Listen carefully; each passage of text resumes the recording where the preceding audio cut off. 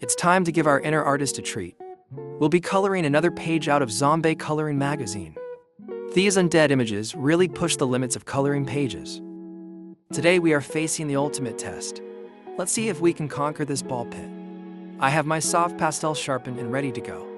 Let's get started. I realized right away that this page was going to take longer than usual. So I chose one color at a time and filled in several balls spread out through the foreground. I recommend putting on your favorite music and settling in. Coloring the balls was not hard, but it did take a while.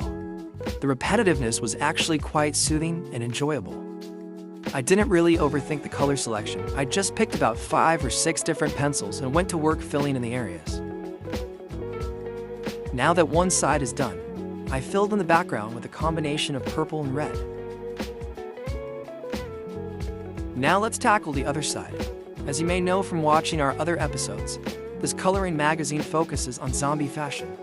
So, we'll really have to do something fun for this suit color. I'll begin by filling in the shadows with a red pencil, then the rest will be orange. We can't have a boring suit color for this fashion shoot. Let's round out our suit with a nice blue vest and tie. Let's move on to my favorite part. I always like to add red splatters on our zombie faces. Everyone knows zombies are crazy about cherry pies and they're messy eaters.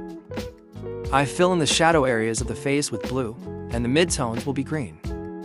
Let's make our hair a bright yellow. If you're following along at home, you can choose any color you want, depending on your mood. I'll grab my blending stump and gently start to blend all of these colors together. I'm using pastel pencils, so they blend with ease. But this page also works well with colored pencils. Let's take a look at our finished product. This page took a little over an hour to complete, but I think it looks amazing. What do you think?